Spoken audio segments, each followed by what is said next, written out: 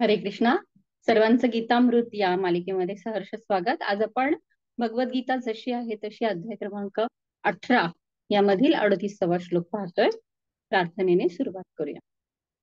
ओम ज्ञानतिमिरान्धस्य ज्ञानाञ्जनाशलाकया चक्षुरुन्मिलितं येन तस्मै श्री गुरवे नमः. नमो विष्णुपादाय कृष्णप्रेष्ठाय भूतले श्रीमते भक्तिवेदांत स्वामिन् इति नामिने. नमस्ते सारस्वते देवे गौरवाणी प्रचारिणे निर्विशेष शून्यवादी पाश्चात्य देश तारिणे. जय श्री कृष्ण चैतन्य प्रभु नित्यानंद श्री अद्वैत गदाधर श्रीवासादि गौर भक्तवृंद. हरे कृष्णा कृष्णा कृष्णा हरे हरे, हरे राम राम राम हरे हरे. हरे कृष्णा. भगवद्गीता जशी आहे तशी अध्याय क्रमांक 18 मोक्ष संन्यास योग यामधील श्लोक क्रमांक 38. विषयेंद्रिय संयोगाद यत्तद अग्रे अमृतोपमम परिणामे विषम इव तत्सुखम राजसं स्मृतम. अर्थ, इंद्रियांचा विषयांशी संयोग झाल्याने प्राप्त होणारे सुख प्रारंभी अमृतासारखे भासते, परंतु शेवटी ते विषाप्रमाणे असते. अशा सुखाला राजसिक सुख असे म्हटले जाते. श्रील प्रभुपाद यांच्याद्वारे तात्पर्य: एखादा युवक युवतीला भेटतो तेव्हा त्याची इंद्रिये त्या युवतीला पाहण्यास, तिला स्पर्श करण्यास आणि तिच्याशी संभोग करण्यास त्याला प्रवृत्त करतात. प्रारंभी हे सर्व इंद्रियांना फार सुखदायक वाटते, परंतु शेवटी किंवा काही कालांतराने हे सर्व विषाप्रमाणेच होते, कारण ते विभक्त होतात किंवा एकमेकांपासून घटस्फोट घेतात आणि या कृती शोक, दुःख इत्यादी गोष्टींस कारणीभूत ठरतात. असे सुख नेहमी राजसिक असते. इंद्रिय आणि इंद्रिय विषय यांच्या संयोगापासून प्राप्त होणारे सुख सदैव दुःखासच कारणीभूत ठरते. म्हणून असे सुख कोणत्याही प्रकारे टाळलेच पाहिजे. या अध्यायामध्ये भगवंत सात्विक, राजसिक, तामसिक अशा सर्व गोष्टींचा उहापोह करतात आणि आता ते सुखाविषयी बोलतात. आपण सात्विक सुखाविषयी ऐकलेलं आहे माताजींकडून, आणि आता आपण राजसिक सुख कशा पद्धतीचं असतं तर त्याचं थोडस चर्चा करण्याचा प्रयत्न करूयात. तर राजसिक सुख म्हणजे रजोगुणांनी जे प्रभावित आहे असे सुख. तर याच्यामध्ये काय म्हटलंय की इंद्रियांचा जेव्हा विषयाशी संयोग येतो तेव्हा ते सुख सुरुवातीला सुखकारक वाटतं, कारण इंद्रिय ही जेव्हा एखाद्या त्याच्या विषयाशी संपर्कात येतात तेव्हा पूर्वीच्या अनुभवानुसार किंवा त्या वेळच्या अनुभवानुसार त्याला, त्या इंद्रियाला ते एखादी गोष्ट सुखकारक वाटते किंवा दुःखकारक वाटते, क्लेशदायक. आणि मग त्याच्यातून इच्छा आणि द्वेष ह्या गोष्टी तयार होतात. आणि मग त्या सुखाच्या पाठीमागे आपण जेव्हा लागतो तर तेव्हा आपण कशा प्रकारे अधिकाधिक त्या विषयांचा उपभोग घेऊ शकतो याचा विचार करतो आणि त्या दिशेने आपण प्रयत्न करतो. तर जेव्हा सुरुवातीला आपल्याला ह्या गोष्टी सुखकारक वाटतील तर त्या इंद्रियाच्या स्तरावरती आहेत, म्हणजे इंद्रियाची किंवा मानसिक स्तरावरती ज्या गोष्टी आहेत तर त्या कशा राहणार आहेत, तर त्याचा स्तर हा शरीर आणि मन यांच्या स्तरावरतीच त्या गोष्टी राहणार आहेत. आणि पांचभौतिक आहेत किंवा भौतिक आहेत त्यामुळे त्या क्षणिक आहेत, हेही लक्षात घेणं गरजेचं आहे. म्हणजे क्षणिक सुखाच्या अशा गोष्टी आहेत की सुरुवातीला त्या सुखकारक वाटतील, परंतु अंतिमतः त्याचा परिणाम हा क्लेशदायकच असतो. जसं की आपल्याला 5 उदाहरणं देतात, कुरंग किंवा पतंग यांचं जे उदाहरण आहे, तर त्याच्यामध्ये आपण पाहू शकतो की जेव्हा एखादा हत्ती तर त्याला जाळ्यात फसवायचं असेल तर तो स्पर्श सुखाला तो बळी पडतो आणि मग त्याला क्षणिक असं स्पर्श सुख देण्यात येतं. आणि त्या ठराविक ठिकाणी हत्तीनं तिला उभं केलं जातं, ती पण ट्रेंड असते. आणि मग त्या हत्तीनी बरोबरच्या स्पर्श सुखाला जेव्हा हा हत्ती तो पूर्ण बाकीचं इतर कुठल्याही गोष्टींचा विचार न करता त्या हत्तीच्या त्या म्हणजे हत्तीच्या स्पर्श सुखासाठी तिथे धावतो, तेव्हा त्याच्या बाजूला जो खड्डा असतो त्याच्यामध्ये तो पडतो आणि मग तो जेरबंद केला जातो. तर अशा पद्धतीने हत्ती हा स्पर्श सुखाला किंवा तो त्याचा वीक पॉइंट आहे आणि त्याद्वारे तो बद्ध होतो. त्याच्यानंतर हरिण हे आवाजाच्या दिशेने, म्हणजे कानांच्या कान हे थोडेसे वीक अशा पद्धतीचे असतात आणि त्याद्वारे त्या हरणाला बद्ध केलं जातं किंवा जेरबंद केलं जातं. पतंगाच्या बाबतीत पण आपल्याला माहितीये की लाईटचं आता आपल्याला पावसाळ्यामध्ये याचा जास्त अनुभव येतो की जिथे लाईट लावली की त्या दिशेने खूप सारे पतंग आकर्षित होतात आणि माहिती असतं की त्यांच्या समोर अनेक पतंग तिथे जाऊन तिथे ते मृत्युमुखी पडलेले असतात.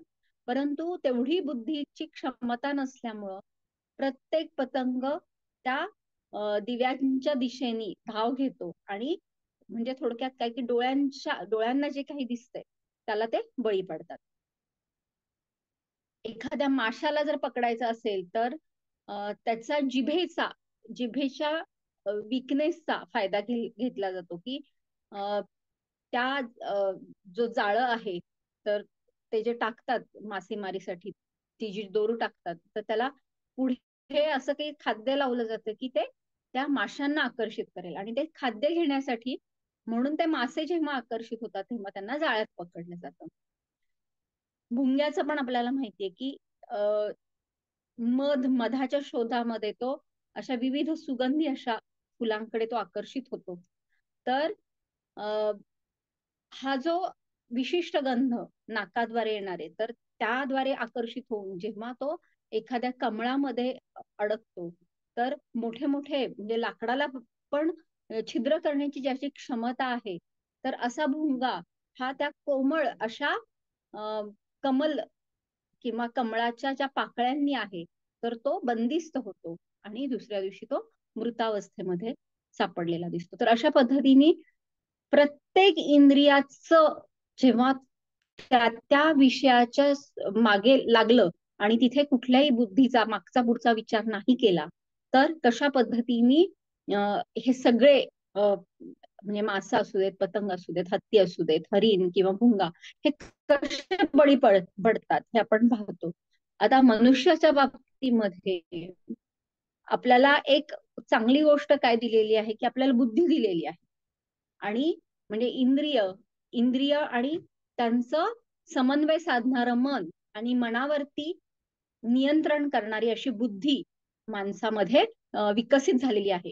परंतु त्या बुद्धीचा वापर आपल्याला कशासाठी करायचा आहे तर मनावरती ताबा ठेवण्यासाठी आपल्याला बुद्धीचा वापर करायचा आहे. जर आपल्या मनाला जे वाटतं तर ते घेण्यासाठी कुठले मार्ग आहेत असा जर विचार बुद्धी करायला लागली तर आपण समजू शकतो की ती चुकीच्या दिशेने कार्यरत आहे. म्हणजे थोडक्यात काय की आपल्या आयुष्याची दोरी ही मनाकडे असेल आणि त्या मनाला आपण तो लगाम दिलेला आहे आणि त्याच्याप्रमाणे मार्गक्रम आहे. या उलट जर आपण आपल्या आयुष्याची दोरी ही बुद्धीकडे दिली आणि मन जरी इकडे तिकडे भरकटलं परंतु आपली बुद्धी ही सतत नियंत्रण ठेवणारी अशी असेल, मनावरती एक शिस्त ठेवणारी असेल तर मात्र या गोष्टी होण्यापासून आपण वाचू शकतो. तर मानव योनीचा हा खूप मोठा आपण फायदा करून घेणं गरजेचं आहे.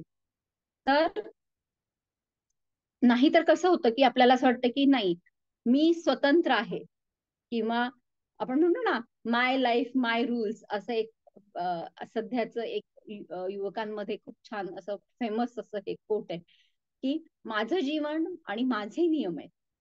तर हे कुठंतरी आपल्याला काय करतात की जेव्हा आपण इंडिपेंडंट किंवा मी स्वतंत्र आहे असं जेव्हा आपण म्हणतो तर तेव्हा आपण काय करतो की आपल्या मनाप्रमाणे आपल्याला आयुष्य जगायचा अधिकार आहे असं आपण मानतो आणि कुठलंच बंधन किंवा कुठलीच मर्यादा आपण पाळत नाही आणि अमर्यादित असा जो एक वृत्ती आपल्यामध्ये बळकावत जाते. तर त्या गोष्टींना बळी पडून आपण खर तर प्रत्येक आपल्या पाचही इंद्रियांना खर तर बळी पडतो.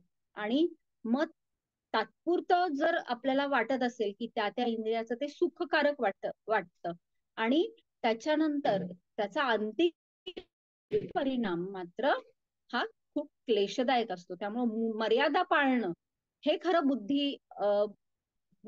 बुद्धीचं लक्षण आहे. किंवा मर्यादा पाळणं हे एक सुसंस्कृतपणाचं लक्षण आहे असं पण म्हणू शकतो. आणि ते खूप कठीण आहे. नाहीतर सोपं आहे ना की मनाला जसं वाटतं तसं करायचं. तर ही गोष्ट तसं पाहायला गेलं तर तुलनात्मक दृष्ट्या खूप सोपी आहे. परंतु मनाला ताब्यात ठेवणं किंवा नियंत्रणाखाली ठेवणं हे खरं एक चतुर किंवा बुद्धिमान मनुष्य लक्षण आहे. त्यामुळे मर्यादा, जे युग चाललंय ते कसं फास्ट ट्रॅकच आहे ना, एकदम सगळ्या गोष्टी अशा फास्ट पाहिजेत आपल्याला, की कुठेही आपण धैर्य किंवा थांबणं हा प्रकार आपल्याला जमत नाही. आणि मग ती एक एन्झायटी किंवा खूप असं आपण आतुर असतो की खूप वेगवेगळ्या प्रकारच्या चिंता असतात की अरे ही गोष्ट नाही झाली, ती गोष्ट हवी आहे आणि ती आत्ताच हवी आहे. त्यामुळे जो आपण पेशन्स म्हणतो किंवा धैर्य म्हणतो, तर ते आत्ताच्या या डिजिटल युगामध्ये म्हणा किंवा यांत्रिकीकरणाच्या युगामध्ये ही गोष्ट खूप म्हणजे मागे पडतीये. की धैर्य ही गोष्ट कुठल्याच मनुष्याला धैर्य हा पटकन जोपासता येणं ही खूप कठीण गोष्ट होत चालली आहे. तर त्यापासून आपण स्वतःचा बचाव करणं खूप महत्वाचं आहे. आणि मग या फास्ट युगामध्ये काय काय सगळं स्पीड स्पीड पाहिजे आपल्याला, की 2Gचा फोन ते ते नाही जमलं, 3Gचा स्पीड, 4G आणि आता तर 5G, की आत्ता बटन दाबला आणि ते लगेच ते स्क्रीन ओपन व्हायला पाहिजे आणि लगेच ते जे आपण सर्च टाकतोय तर ते व्हायला पाहिजे. झूमची मीटिंग सुरू करायची आहे, ते लगेच व्हायला पाहिजे असं जे आहे. तर एकदम सगळं ते फास्ट पाहिजे आपल्याला, किंवा फास्ट फूड म्हणतो आपण, की आत्ता नुसतं रेडी टू ईट फूड घेतलं, गॅसवर ठेवलं, 2 मिनिटात ते व्हायला पाहिजे. ते नाही पॉसिबल तर पटकन आपण ऑर्डर करतो, स्विगी आहे किंवा अजून झोमॅटो आहे. तर अशा गोष्टींना आपण हे करतो, फोन करतो आणि पटकन ते डिलिव्हरी व्हायला पाहिजे असं आपलं असतं. तर थोडक्यात काय की सगळं फास्ट पाहिजे आणि ह्या सगळ्या ह्याच्यामध्ये आपण आपला पेशन्स हा हरवून बसलेलो आहे. आणि याचा परिणाम म्हणून काय होतं की आपल्याला तो वेळच आपण देत नाहीये, की आत्ता माझ्या मनात विचार आला, मला ही गोष्ट हवी आहे, माझ्या इंद्रियांना ही गोष्ट हवी आहे, तर ती लगेच पाहिजे मला. तर ही जी वृत्ती आपली विकसित होत चाललेली आहे, तर याचा परिणाम हा वैयक्तिक स्तरावरती न राहता तो सामाजिक स्तरावरती आपल्याला दिसून येतो. कसा ते आपण पाहूयात. तर म्हणजे एखादा मनुष्य हा हल्लीच्या जगामध्ये व्हॉट्सअप वापरत नाहीये, स्मार्टफोन वापरत नाहीये, किंवा म्हणजे आत्ता मेसेज केला, सकाळी मेसेज केला आणि त्या मनुष्याकडनं दुपारी संध्याकाळी पाहायला जातोय, तर आपण काय म्हणतो की किती म्हणजे काय ही व्यक्ती आहे, म्हणजे काय त्याच्यामध्ये रसच नाहीये या व्यक्तीमध्ये, किंवा अशी उत्साहीच नाहीये असं आपण काहीतरी लेबल लावतो. तर म्हणजे आपण एक प्रकारे त्या व्यक्तीला थोडस वेगळं समजायला सुरुवात करतो. आणि मग आपल्याला या जगामध्ये राहायचंय तर आपल्याला त्या गतिमान आयुष्याशी आपण त्या पद्धतीने समरस होणं गरजेचं आहे. स्वतःला त्या दिशेने आपण फिट करणं गरजेचं आहे असं आपल्याला कुठंतरी वाटतं. आणि याच्यातून काय मग आपल्याला आपण सतत काय करतो तर व्हॉट्सअप आहे, इंस्टाग्राम आहे, त्याच्यानंतर अजून काय ट्विटर आहे, असे बरेच फेसबुक आहे. तर सोशल मीडियामध्ये आपण ऍक्टिव्ह राहण्याचा प्रयत्न करतो की नाही, मी ह्याच्यापासून वेगळं नाही व्हायला पाहिजे असं कुठंतरी हल्लीच्या पिढीला तर ते खूप झालेलं आहे. तर मग याचा परिणाम काय होतो की सतत त्या फोनवरती आपण सतत हे हे ऍप झालं की दुसरं, दुसरं झालं की तिसरं, असं आपण ऍक्टिव्ह राहण्याचा प्रयत्न करतो. आणि याचा परिणाम काय होतो की आपल्याला खूप सारे ऍप्स असे अगदी इझिली अवेलेबल आहे. म्हणजे आपल्या या छोट्याशा एवढ्याशा फोनमध्ये आपल्याला संपूर्ण जगभरामधलं सगळं ज्ञान किंवा ज्ञानापेक्षा आपण माहिती म्हणू शकतो, तर ती एकवटलेली आहे. तर त्यामुळं मला आत्ताच्या आत्ता हा पिक्चर पाहायचा आहे, तर मग पटकन नेटफ्लिक्स आहे किंवा अमेझॉन प्राईम आहे. तर पूर्वीसारखं असं नाही राहिलेलं की पहिले ते तिकीट बुक करा, रांगेमध्ये उभे राहा, मग नंतर ते मात्र ब्लॅकचं हे चालायचं की तुम्हाला हे तिकीट नाही तर मग थोडेसे पैसे जास्त देऊन हे घ्या. तर अशा पद्धतीचा पूर्वीचा जो हे होता, तर तसं राहिलेलं नाहीये. तर नाहीये ना, मग मी मोबाईलमध्ये किंवा कम्प्युटरमध्ये पटकन ते डाउनलोड करून किंवा त्या साईट वरती जाऊन मी पटकन पाहू शकेन.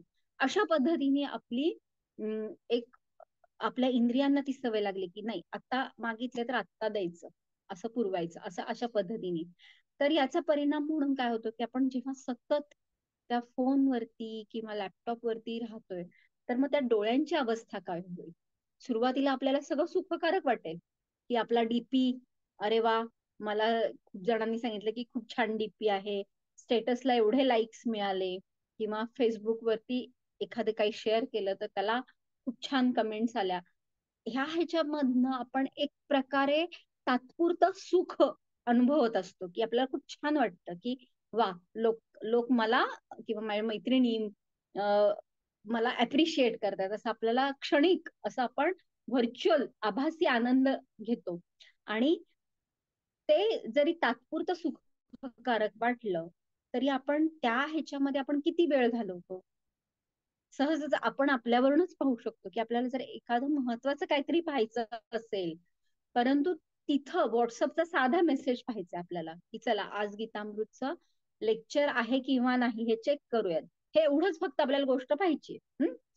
परंतु ते पाहण्याआधी खूप साऱ्या गोष्टी डाउनलोड झालेल्या आहेत आणि आपल्याला खूप सारे मेसेजेस दिसतात, मग आपण सहजच दुसऱ्या एखाद्या ग्रुपवरती म्हणजे क्लिक करतो आणि तिथे अजून काहीतरी मिळतं. आणि असं करत करत मग थोड्या वेळाने अरे मी फोन कशासाठी हातात घेतलेला, अशी बऱ्याचदा आपली अवस्था होते. तर ह्याच्यामध्ये आपण किती वेळ घालवतो हे आपल्याच लक्षात येत नाही. म्हणजे वेळेचा अपव्यय हा एक दुष्परिणाम आपण पाहू शकतो. त्याच्यानंतर डोळ्यांच्या वरती किती मोठ्या प्रमाणामध्ये परिणाम होतो हे पण आपण कालांतराने का होईना हे अनुभव घेऊ शकतो. म्हणजे सुरुवातीला जरी सुखकारक वाटलं, तात्पुरतं सुखकारक, परंतु त्याचे लॉंग टर्म किंवा अ, खूप दीर्घकालीन जर परिणाम पाहिले, ते मात्र क्लेशदायकच असतात.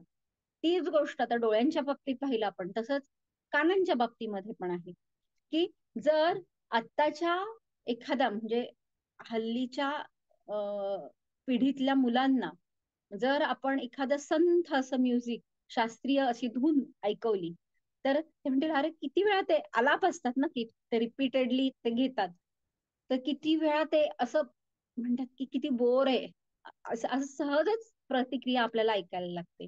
आणि तेच एखादं गाणं आत्ताचं लागलं की कुठलं, मला तर बरीचशी गाणी माहिती पण नाहीयेत खरं तर, पण आपण पाहतो की डीजे वरती भरपूर ऐकायला मिळतात आपल्याला, गणपतीच्या दिवसात म्हणा किंवा काय काय. तर कुठलं शांताबाई किंवा सैराट मधलं झिंग झिंग झिंग झिंगाट असली गाणी असतील तर सहजच ती मुलं असे म्हणजे ताल धरतात आणि त्यांना छान वाटतं. पण एक लक्षात घेऊयात आपण की असे जे म्युझिक आहेत, तर आपण हे किती काळापुरते लक्षात ठेवतो, नाही आपल्याला ठेवता येत. तीच आपण जुन्या जमान्यातली कधीतरी, आता बरेच वर्षांपासून आपला संपर्क तसा नाहीये तरी देखील कधीतरी आपण पूर्वी ऐकलेलं एखादं गाणं, हं, तर ते असं संथ किंवा शास्त्रीय त्याला शास्त्रीय संगीताचा आधार होता, तर ते गाणं आपण आजही लक्षात ठेवू शकतो. आणि त्याचा एक सुदिंग किंवा मनाला एक असं शांतता प्रस्थापित करणारा इफेक्ट आपण अनुभवला देखील आहे. तर हे कानांच्या बाबतीमध्ये पण आपण अनुभवू शकतो की सुरुवातीला खूप छान वाटतील ही गाणी की रॉक म्युझिक, पॉप संगीत अशा पद्धतीचं, परंतु ते ऐकून आपल्या मनामध्ये जो एक अँझायटी किंवा एक रजोगुण, चंचलता वाढलेली आपल्याला नक्कीच दिसेल त्याचा परिणाम. तर किंवा खूप मोठ्या मोठ्याने गाणी चालली आहेत, तर काही काळानंतर आपल्याला कानांचे त्रास हे जाणवू शकतात. तर क्षणिक सुख वाटलं तरी पण दीर्घकालीन त्याचे दुष्परिणाम अनुभवू शकतो. त्वचेच्या बाबतीत पण तसंच आहे की रोज समजा, म्हणजे सौंदर्याची व्याख्या म्हणजे काय की बाह्यतः आपण किती छान दिसतो एवढीच जर असं आपण केली तर खूप सारे मेकअप करणं आणि खूप सारे केमिकल्सचा वापर करणं, ठीक आहे, कधीतरी हरकत नाही. परंतु रोज उठून जर आपण असं थरच्या थर असा मेकअपचा लावत गेलो तर त्या त्वचेची काय अवस्था होईल. भले तात्पुरतं आपल्याला सुंदर आपण स्वतःला वाटू शकतो किंवा इतरांच्या दृष्टीने देखील आपल्याला खूप छान कॉम्प्लिमेंट्स पण येतील, आज खूप छान दिसतेस म्हणून. परंतु दीर्घकालीन आपण परिणाम अनुभवू शकतो की त्या केमिकल्सचा परिणाम काय काय होऊ शकतो. की मग हे ना हायपर पिगमेंटेशनच झालंय, पिंपल्सच आलेत, अशा पद्धतीचे एक ना अनेक, किंवा इथं बर्न झाल्यासारखं वाटतं, सनबर्न लगेच व्हायला लागले, अशा पद्धतीचे असे क्लेशकारक अनुभव आपण त्वचेच्या बाबतीमध्ये पण अनुभवू शकतो. त्याच्यानंतर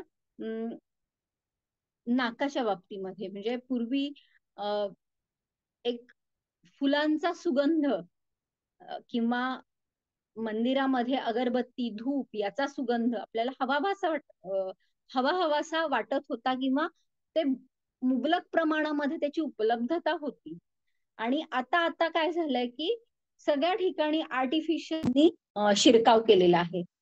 म्हणजे रूम मध्ये गेलं तर रूम फ्रेशनर आहे, किंवा फरशी पुसण्यासाठी एक प्रकारचं तिथे एक थोडस सेंटेड असं काहीतरी द्रव्य त्या ह्याच्यामध्ये टाकलं जातं, त्यामुळे फरशी पुसली की असा एक मंद सुगंध येतो.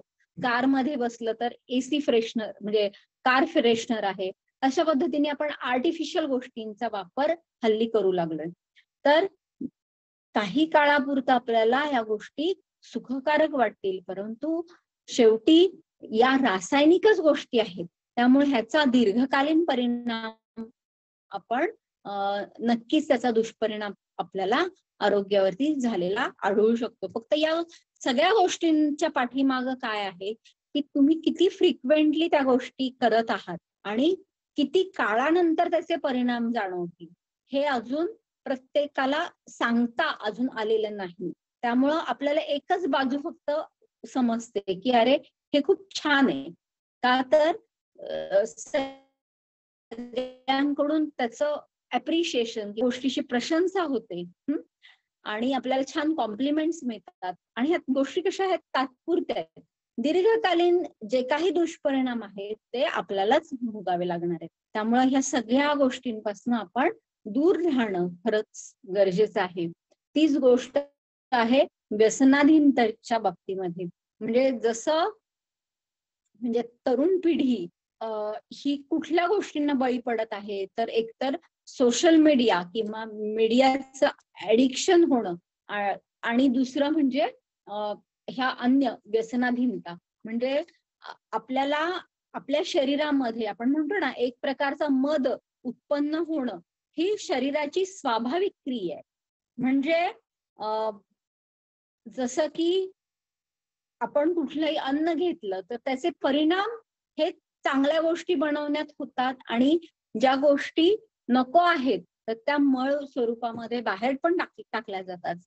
तर आपण घेतलेल्या अन्नापासून एक प्रकारचा विशिष्ट एक धुंदी तयार करणं हे आपल्या शरीराचंच काम आहे. आणि त्याचा परिणाम म्हणून मग आपण आपल्याला शांत झोप लागणं, किंवा एक प्रकारचं प्रत्येक ह्याच्यामध्ये थोडासा उत्साह निर्माण होणं, तर या गोष्टी शरीराकडनं घडतच असतात. मग त्याला ऍडिशनल अशा मदकारक किंवा मद्यासारख्या गोष्टींची काय गरज आहे बरं, तर नक्कीच नाहीये. त्यामुळं जेव्हा एखादं जरी असं क्षणिक वाटलं की नाही खूप छान वाटतंय, किंवा मी पूर्ण म्हणजे वेगळ्याच दुनियेमध्ये म्हणजे वावरताना म्हणजे तरुण लोक सांगू शकतील की नाही सगळं आपण विसरून जातो दुःख, आणि असं आपण वेगळ्याच दुनियेमध्ये वावरत असतो. तर ह्या सगळ्याचा परिणाम काय होतो की जरी क्षणिक त्यांना वाटलं की अल्कोहोल किंवा ड्रिंक्स घेतले तर छान वाटतं, परंतु त्या गोष्टीचं आपण त्याच्या अधीन कधी जातो हे कळत देखील नाही. आणि मग या गोष्टींचं ऍडिक्शन व्हायला सुरुवात होते. आणि ही व्यसनाधीनता किंवा ह्याचं पण म्हणजे सिगारेट स्मोकिंग आहे किंवा बाकीच्या पण सगळ्या गोष्टी आहेत, तर ह्याचं काय की सुरुवातीला जरी त्या व्यक्तीला इंद्रिय सुखकारक जरी वाटलं तरी ते किती क्षणाचं आहे, तर अगदी काही क्षणांपुरतं ते मर्यादित आहे. परंतु लॉंग टर्म किंवा त्याचे दीर्घकालीन काय आहे तर दुष्परिणामच आपल्याला आढळताना दिसतात. तर त्या दृष्टीने ही खूप महत्वाची गोष्ट आहे. आणि आत्ताच्या पिढीला खास करून आपल्याला या दोन गोष्टींपासून वाचवणं खरंच खूप गरजेचं आहे. कारण सोशल मीडिया आणि दुसरं म्हणजे व्यसनं, ह्या दोन आपण म्हणतो ना आव्हानं आहेत आपल्या समोर, की पुढची पिढी ही त्या गोष्टींना बळी नाही पडली पाहिजे. तर त्या दृष्टीने प्रयत्न करणं खरंच हे खूप आव्हानात्मक गोष्ट आपल्यासाठी आहे. कारण ह्या क्षणिक सुखकारक कदाचित वाटत असतील त्यांच्या दृष्टीने, परंतु त्या समाजाला देखील खूप हानिकारक. कारण तरुण वर्गासारखा म्हणजे जो आपण म्हणतो ना की कार्यक्षम वर्ग आहे, तरुण वर्ग हा काय की कार्यक्षम वर्ग आहे किंवा ज्यांच्यावरती पुढची पिढी आणि अजून आपल्या भविष्यामध्ये येणारी पिढी अवलंबून राहते. त्यामुळं तरुण वर्गाचं विशेषतः या राजसिक सुखापासनं बचाव करणं हे आपलं खरं कार्य आहे किंवा कर्तव्य आहे. तर याच्या बाबतीमध्ये मग आता हे कसं केलं पाहिजे, तर आपण एखादं काय छान उत्तर देईल की नाही नाही माझा मर्यादित वापर आहे, किंवा सोशल ड्रिंक्सच राहतात, किंवा व्हॉट्सअपचा वापर हा फक्त मेसेजेस चेक करण्या इतपतच राहतो, फेसबुकला एक 10 मिनिटं दिली जातात, असं फार फार तर तासाभराचं गणित आहे. आणि अशी काहीतरी उत्तर आपल्याला मिळू शकतील. तर त्याच्यावरती नियंत्रण खरंच गरजेचं आहे. कारण ही गोष्ट म्हणजे 1 तास सोशल मीडिया पाहिलं, ह्याचं 1.5 तास, 2 तास, 4 तास हे कधी होईल हे आपल्या लक्षात येणार नाही. मग त्याच्यामध्ये ऍडिशनल अजून नको असणारे ऍप्स आहेत किंवा व्हिडिओ गेम्स आहेत. तर या गोष्टी कशा आहेत, त्या तर अजूनच त्रासदायक गोष्टी आहेत. मग याच्या बाबतीत जर आपण पाहिलं तर नियंत्रण आणि जेवढं शक्य आहे तेवढं या गोष्टींना नाकारणं हेच खरं त्याचं उपाय आपण समजू शकतो. तर या बाबतीमध्ये रामायणामध्ये खूप छान आपण त्याचं काय म्हणतो आपण उदाहरण पाहू शकतो, की जेव्हा श्रीरामांना वनवास उपभोगावा लागला, तर त्याच्यामध्ये चित्रकूटचं जेव्हा हे झालं आणि त्याच्यानंतर ते दंडकारण्यामध्ये प्रवेश करणार होते, तर त्याच्या आधी दंडकारण्य म्हणजे इथं ऋषीमुनींचाच सहवास किंवा म्हणजे त्यांचंच वास्तव्य असा तो भाग असं आपण म्हणू शकतो. तर त्या दंडकारण्यामध्ये प्रवेश करण्यापूर्वी जेव्हा श्रीराम हे धनुष्यबाण घेऊन प्रवेश करणार असतात, तेव्हा सीता देवी त्यांना म्हणतात की आपण दंडकारण्यामध्ये चाललो आहोत की जिथे ऋषीमुनी आहेत, तर तिथे या धनुष्यबाणाची खरंच काय गरज आहे. तर त्या म्हणतात की तुम्ही हा धनुष्यबाण इथेच ठेवा म्हणून. तर मग त्या श्रीरामांना कथा सांगतात की कशा पद्धतीने आपण आपल्या इंद्रियांना बळी पडू शकतो. तर त्या म्हणतात की एक ऋषी होते, आणि ते काय करत होते तर तपश्चर्या करत होते. आणि कुठलीही व्यक्ती तपश्चर्या करायला लागली तर पहिलं कुणाला राग येतो किंवा कुणाला ती असुरक्षिततेची भावना निर्माण होते तर इंद्रदेवांना. मग इंद्रदेव काय करतात तर नेहमीसारख्या अप्सरा किंवा यांना पाठवत नाहीत, तर ते काय करतात एक वेगळी युक्ती वापरतात. तर ते काय करतात ते स्वतः येतात त्या ऋषींच्या इथे आणि ते म्हणतात की तुमच्या तपश्चर्येने मी खरंच प्रभावित झालो आहे आणि मला तुम्हाला काहीतरी एक छानस उपहार किंवा भेटवस्तू द्यायची. तर ते काय देतात, तर एक चाकू देतात, परंतु त्याचं जो मूठ असते तर ती खूप अशी आकर्षक आणि खूप छान पद्धतीने सजवलेलं ते चाकू असतो. तर साधू म्हणतात की ह्याची मला काय गरज आहे, मी तर साधा एक म्हणजे तपस्वी माणूस आहे आणि केवळ फळं खाऊन मी राहतोय, तर या गोष्टीची खरंच मला गरज नाहीये. पण इंद्रदेव म्हणतात की नाही, राहू देत, कधी ना कधी गरज पडेल. तर मग आता हे साधू तपश्चर्या करताना काय करत होते की हाताला जेवढी हाताने तोडू शकत होते तेवढीच फळं खात होते. परंतु काही दिवसांनी, 1-2 दिवसांनी, अरे खूप छान दिसतोय हा चाकू, तर पण काय उपयोग आहे बरं, मला काहीच नाही, पण चला आपण काहीतरी वापरून तरी पाहूयात. असं करून ते काय करतात, मग जी फळं हाताने तोडू शकत नव्हती, तर ते काय करायचे, ते मग त्या चाकूनी ते तोडायला लागले आणि मग त्या फळांचा आस्वाद घ्यायला लागले. आणि मग त्याच्यामध्ये ते अजून की अरे वा, हे छान फळ आपल्याला हे आपल्या जवळ चाकू असल्यामुळं आपल्याला खाणं शक्य झालं, या गोष्टीवर ते खुश होते. ते झालं की जंगलामध्ये भ्रमण करताना आजूबाजूला काय येणार, जंगल म्हणल्यानंतर गवत आहे. तर मग गवत बाजूला करताना पूर्वी कसे करणार, हाताने करत होते ते, किंवा ती दिशा चुकवून दुसरीकडनं वाट शोधत असतील. परंतु हे शस्त्र हातात आहे म्हणल्यानंतर ते काय करायला लागले, की ते सरळ गवत कापून बाजूला सरकवायला लागले आणि आपली पायवाट ते मोकळी करू लागले. म्हणजे इथे हळूहळू काय झालं, की हिंसा करण्याची प्रवृत्ती त्यांच्यामध्ये, त्या प्रवृत्तीने शिरकाव केलेला आपण आढळतो. वरवर पाहता ही गोष्ट आपल्याला खूप साधी वाटू शकते, की अरे काय त्याच्यामध्ये, गवत तर काढलं.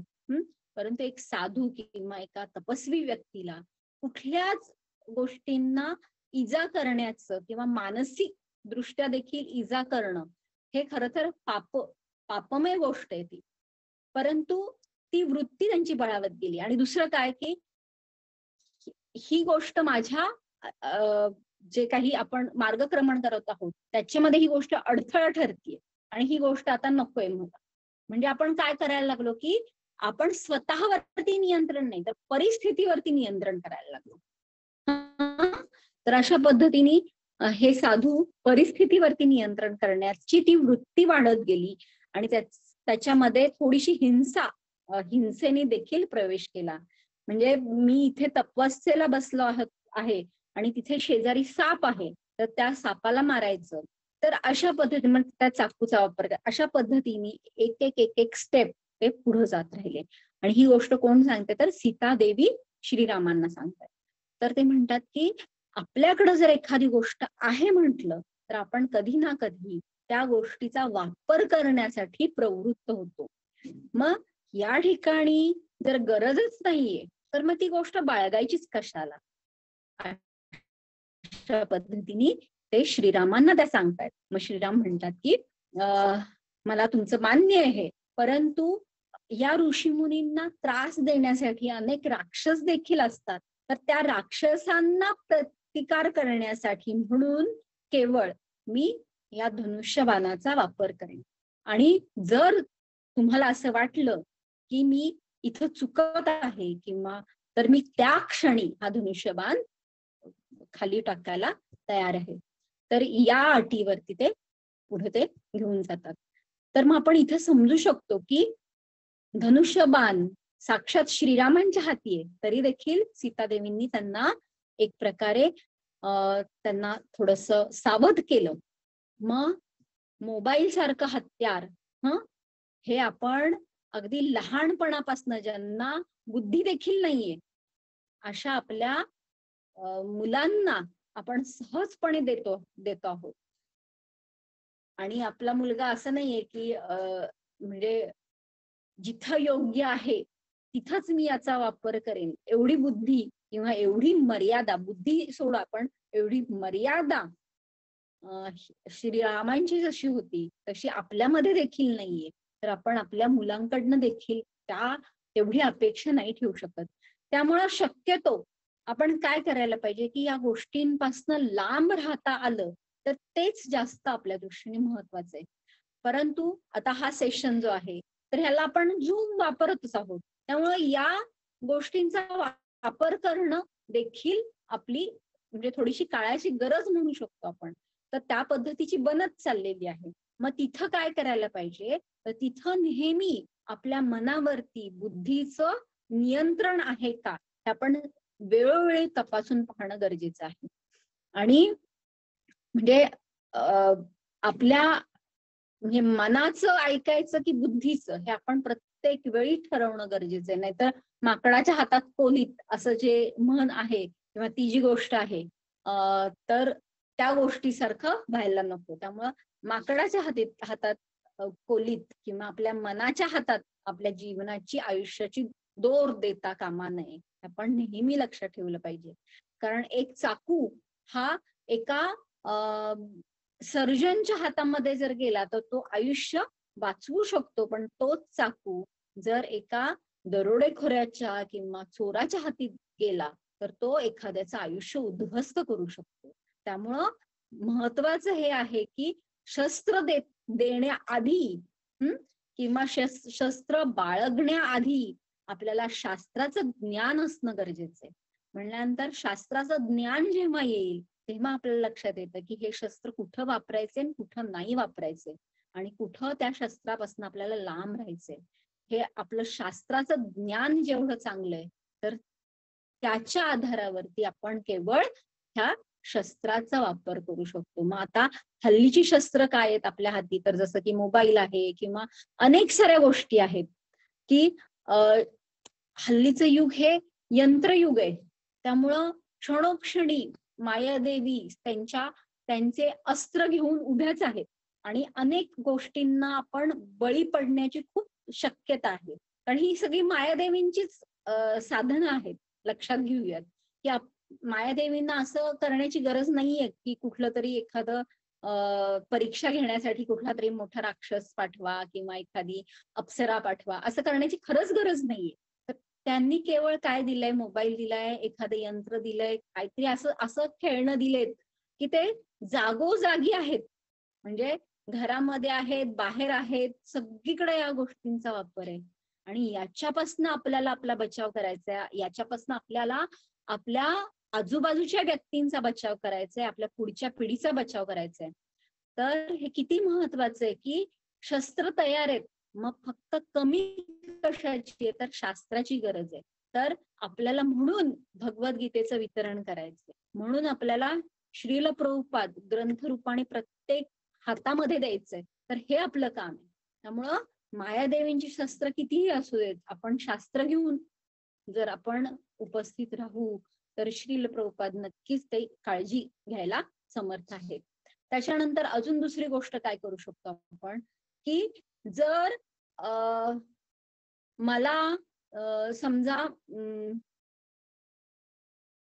एखादं म्हणजे गोड आवडते आणि ते गोड आवडते म्हणून मी नुसतीच साखर खाते, तर त्याच्याऐवजी जर मला कधी गुलाबजाम मिळाला किंवा कधी अजून गिरिराज मधली सोनपापडी मिळाली तर तर काय होईल की नुसतं साखर खाण्याचा आनंद हा मी विसरून जाईल आणि मग मला कशाची आवड लागेल, तर गुलाबजाम किंवा ही सोनपापडी आहे किंवा अजून काही संदेश सारखं मालपोवा यासारख्या गोष्टींची मला आवड निर्माण होईल. मग हे जे इंद्रिय सुख आहे तर ते कुठल्या स्तरावरती आहे, तर केवळ शरीर आणि मन एवढ्या स्तरावरती ज्याचा आपण उपभोग घेण्याची इच्छा करत असतो. मग आता याच्या वरती जाऊन जर आपल्याला आत्म्याच्या स्तरावरती जर आपल्याला ह्या सगळ्या गोष्टींची एक टेस्ट म्हणतो आपण किंवा उच्चतम अशी जर आपल्याला चव चाखायला मिळाली तर आपण परत त्या साखरेकडे बघू का, तर नक्कीच नाही. मग आपल्याला श्रीकृष्ण चैतन्य महाप्रभूंनी हीच हायर टेस्ट दिलेली आहे आणि श्रील प्रभुपादांनी त्याचं वितरण जगभरामध्ये केलेलं आहे की जेणेकरून आपल्याला केवळ बारामतीत नाही, मुंबईत नाही किंवा केवळ महाराष्ट्रातच ती चव मिळेल असं नाही, तर त्या पुरणपोळीची चव आपल्याला जगभरात कुठेही जरी गेलो तरी, अगदी UK US तिकडे जरी गेलो तरी त्याच चवीची पुरणपोळी आपल्याला तिथं पण मिळेल. म्हणून श्रील प्रभुपादांनी जे ही मंदिर स्थापना सगळीकडे केलेले आहेत, म्हणजे हे बीजारोपण सगळीकडे करून ठेवलेले आहेत. मग आपण UK ला जरी गेलो तरी तिथल्या टेम्पलमध्ये जरी गेलो तरी आपल्याला तिथं मंगल आरती आहे, तिथं हरिनाम मिळतंय, तिथं ग्रंथांचं वाचन आहे, तिथं आपल्याला खूप सारे प्रवचन ऐकायला मिळतील. आणि सगळ्यात महत्वाचं म्हणजे आपल्याला सगळं झाल्यानंतर छानसा प्रसाद पण तिथं मिळू शकेल. हीच गोष्ट आपण US मध्ये गेलो तरी तिथं मिळेल. अगदी चायनामध्ये गेलो तरी तिथं हायेस्ट टेस्ट आपल्याला तिथं उपलब्ध करून दिलेली आहे श्रील प्रभुपादांनी. तर आपल्याला फक्त काय करायचं, तर त्या चवीचा आस्वादन घेत आपल्याला फक्त तेवढे चव तेच करायचे आपल्याला, बाकी काय करायचं, बाकी काहीच नाही करायचं. बाकी प्रभुपादांनी सगळं करून ठेवलेलं आहे. तर आपण फक्त त्या रांगेमध्ये उभं राहणं गरजेचं. मग आपल्याला हरिनाम आहे, कीर्तन आहे, कथा आहेत, ह्या सगळ्या काय केलेल्या आहेत की ह्या सगळ्या आपल्या इंद्रियांसाठी त्यांनी उपलब्ध करून ठेवलेल्या या सगळ्या सुखसोयी आहेत की ज्याची तोड अन्य कशालाच नाही. आणि या गोष्टीची जर आपल्याला एक आवड निर्माण झाली, एक व्यसन जर निर्माण झालं, तर मग आपल्याला अन्य व्यसनांची किंवा अन्य कुठल्याच प्रलोभनांची खरंच काहीच गरज नाही. त्यामुळं आपण ते टेस्ट फक्त घेत राहणं गरजेचं आहे. त्यामुळं नियमितपणे मंदिराला व्हिजिट करणं एवढंच आपलं काम आहे. त्याच्यानंतर प्रभुपादांचे म्हणजे प्रभुपादांनी जे काही वैष्णव संघ सांगितलेला आहे तेवढा एक संघ फक्त घेणं महत्वाचं आहे. बाकी आपल्याला दुसरं काहीच करण्याची गरज पडत नाही. आणि दुसरी गोष्ट, जर मायादेवींनी एवढी सगळी शस्त्र उभं केलेली आहेत तर मग आपण पण आपलं ढाल आपण सतत बाळगणं गरजेचं आहे. म्हणजे घरामध्ये असू देत, घराच्या बाहेर पडलेलं असू देत, तर आपली ढाल म्हणजे काय आहे, तर आपली जपाची माळ. तर ती आपल्या हातात असेल आणि जर आपण सतत त्या गोष्टींवरती आपलं मन केंद्रित करत असू की ठीक आहे, माझं आज एवढे माळा राहिलेल्या आहेत, तर आता वेळ आहे तर मग मी माझं जप करेन. तर अशा पद्धतीने आपण कुठेही असू आणि जप करत असू, किंवा एखाद्याच्या 16 माळा झाल्यात पण ठीक आहे आपण आज एखादी एक्स्ट्रा माळ करूयात, अशा पद्धतीने जर आपण आपल्या जपाची माळ हातात असेल तर आपण काय की सीतादेवींनी जसं सांगितलं की आपल्याकडे गोष्ट आहे म्हणल्यानंतर आपण त्याचा वापर करणार. तर आहे म्हटलं जपमाळ आपल्या पर्समध्ये, तर आपण काय करणार की आता वेळ आहे तर मी जप करत बसते. आणि असं जेव्हा आपण आपली ढाल सतत बाळगू तर मग जर कुणी त्या ठिकाणी एखादं प्रलोभन जरी कुठल्या पद्धतीचं दिलं, म्हणजे छोटी छोटी पण जरी असतील प्रलोभन की नाही चला या हॉटेलमध्ये जाऊयात, खूप छान टेस्ट असते, असं व्हॉट एव्हर, तर या छोट्या छोट्या मायादेवींच्या प्रलोभनांना आपण बळी पडणार नाही. त्यामुळं आपण सतत जपमाळ बाळगणं हे महत्वाची आपली ती ढाल आहे हे लक्षात ठेवूयात. आणि दुसरं म्हणजे खूप सारी शस्त्र आहेत, तर फक्त कमतरता कशाची आहे, तर शास्त्राची.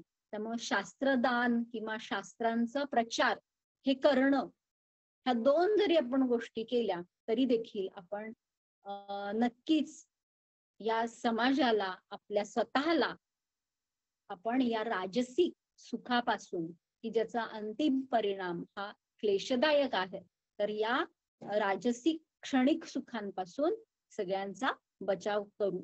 तर अशा प्रकारे आपण या श्लोकाचा अर्थ पाहण्याचा प्रयत्न केला. कोणाला काही शंका असतील तर नक्की विचारा, काही चुकलं असेल तर नक्की सांगा. हरे कृष्ण.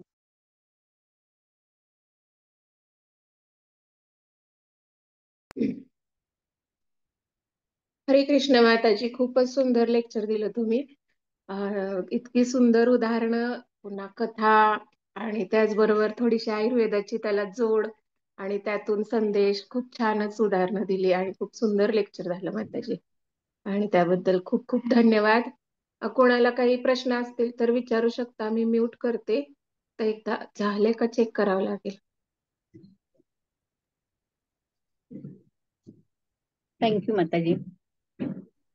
झाले का अनम्यूट? कोणी बघेल का?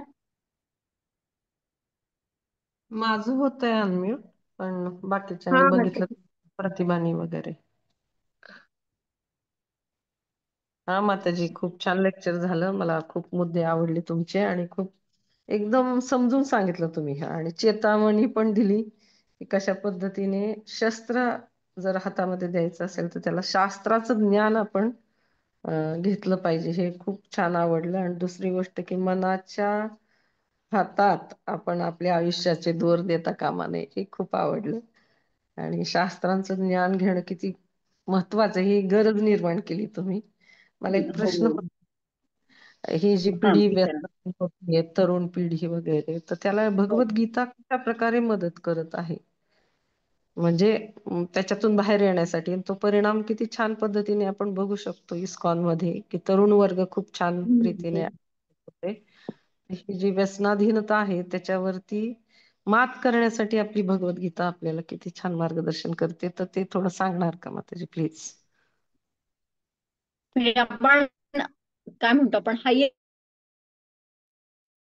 भगवद्गीतेतून आपण हायर टेस्ट किंवा उच्चतम अशी चव खर तर देत आहोत. आणि सगळ्यात महत्वाचं म्हणजे अगदी आपण श्री प्रभुपादांचा श्लोकाचं पहिल्या तात्पर्यापासून जर पाहिलं तर त्याच्यामध्ये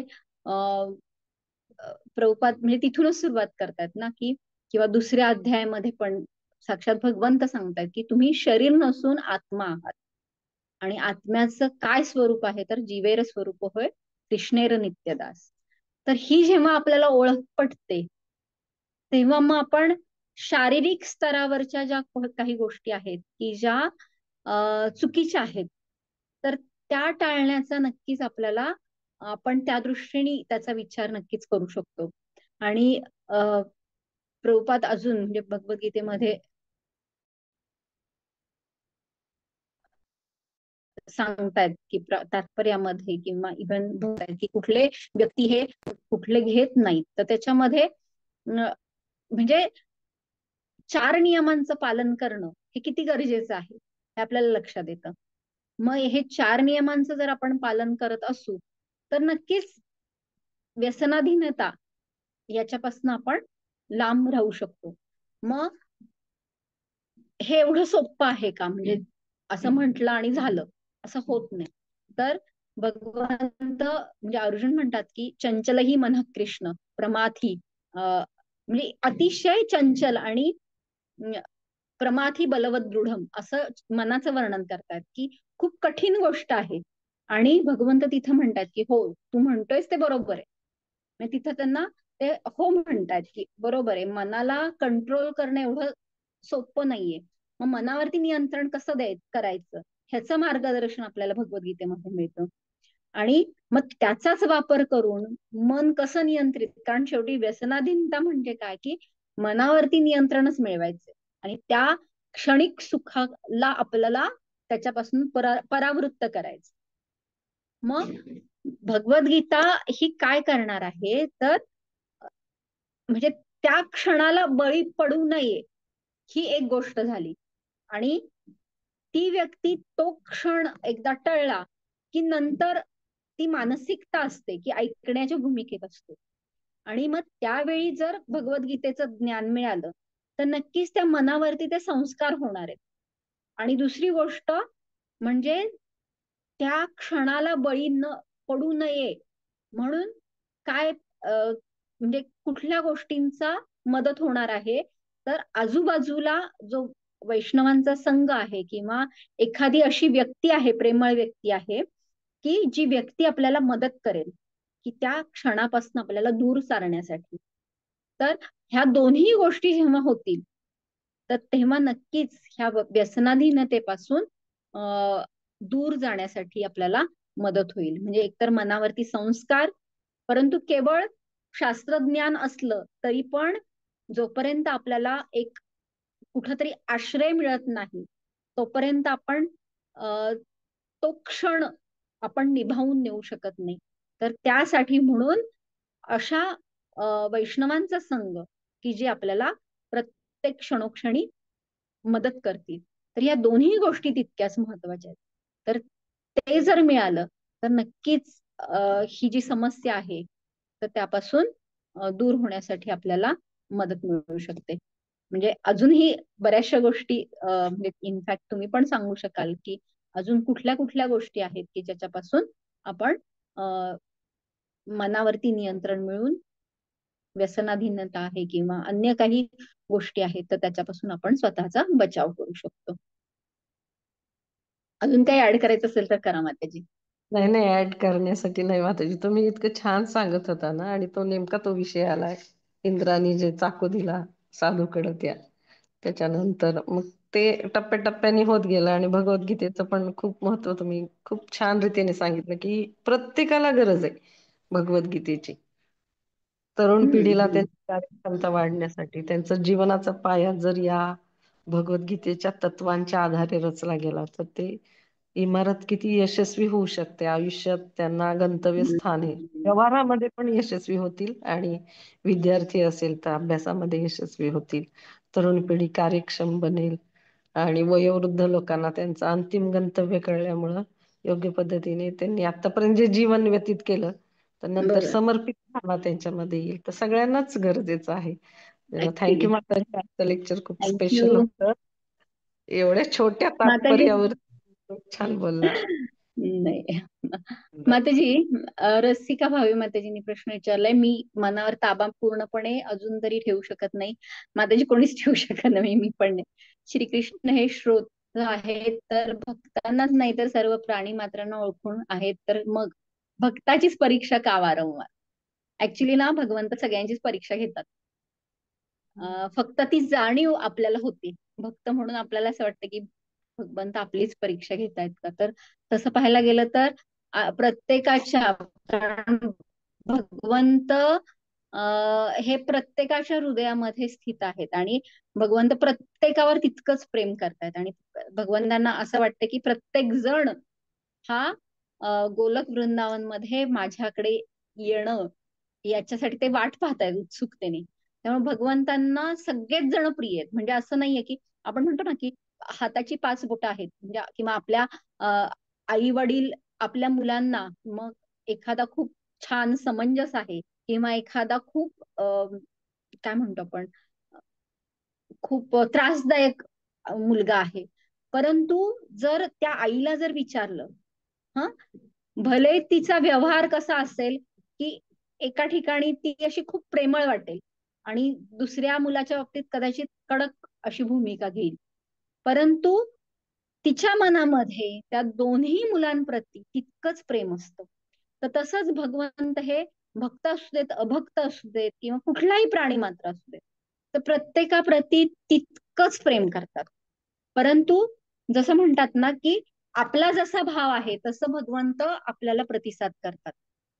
आणि मग भगवंत काय करतात, आता परीक्षा घेतायत म्हणजे काय, तर आपल्याकडनं प्रत्येक गोष्ट जी श्रेयस्कर आहे ती प्रदान करतायत, आणि जी आपल्याला वाटतीये, कारण आपण राजसिक सुखाच्या स्तरावरती आहे की आपल्या इंद्रियांना वाटते की ही सुखकारक आहे, पण भगवंतांना माहितीये की ही अंतिमतः दुःखदायक आहे. त्यामुळे भगवंत हे श्रेयस्कर गोष्टी देत आहेत आणि ज्या आपल्याला राजसिक सुखाच्या किंवा प्रिय असणाऱ्या गोष्टी आहेत त्यांचं हरण करतायत. आणि त्यावेळीच आपल्याला वाटतं की भगवंत आपली भक्तांचीच परीक्षा घेतायत का? तर आपण ऍक्च्युली आपण काय करतोय की आपल्याला भगवंत हवेत, कारण आपल्याला आपल्या गुरूंनी शिकवलंय की तुम्हाला बाकीच्या खेळण्यांकडे लक्ष देऊ नका, तर केवळ जे खेळणे देत आहेत तर त्यांनाच घेण्याचा प्रयत्न किंवा त्यांच्याशीच त्यांचीच सेवा करण्याचा प्रयत्न करा. तर हे आपल्याला आपल्या गुरूंनी सांगितलेलं आहे, आणि म्हणून आपण काय करतोय की आपण भगवंतांप्रती तसा आदान प्रदान करण्याचा प्रयत्न करतोय. मग भगवंत थोडस आपल्याकडे ये ये यथामाम प्रपद्यन्ते ताम तथैवच भारत, म्हणजे काय की तुम्ही जसं माझ्याशी व्यवहार कराल तसाच तुम्हाला माझ्याकडनं पण तसाच मिळेल असं भगवंत म्हणतात. त्यामुळे ते आपल्याला अजून प्रतिसाद देत आहेत.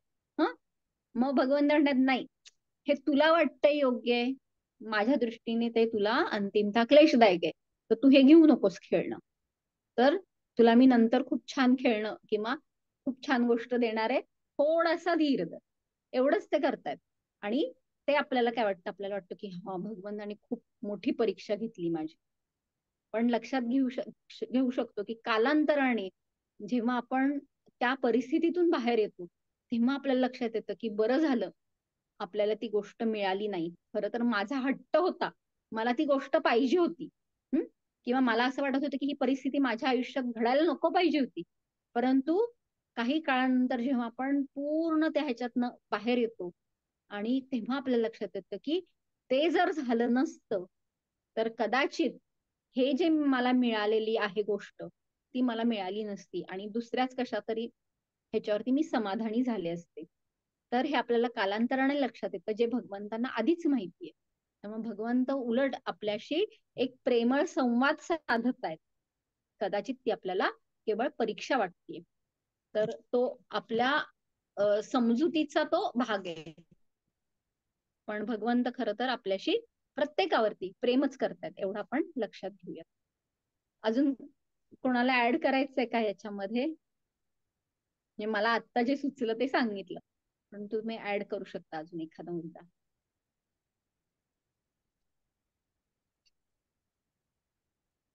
हरी बोल.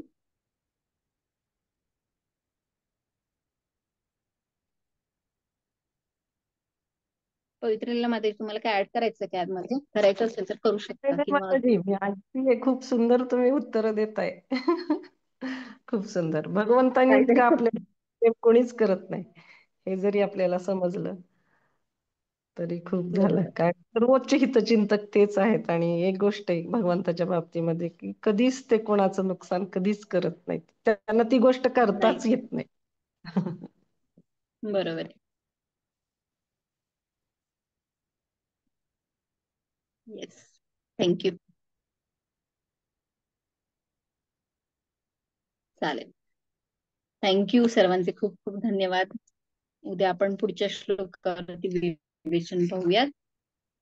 2 वाजता सगळ्यांनी जॉईन व्हा. हरे कृष्ण. हरे कृष्ण. थँक्यू माताजी. करूया एंड.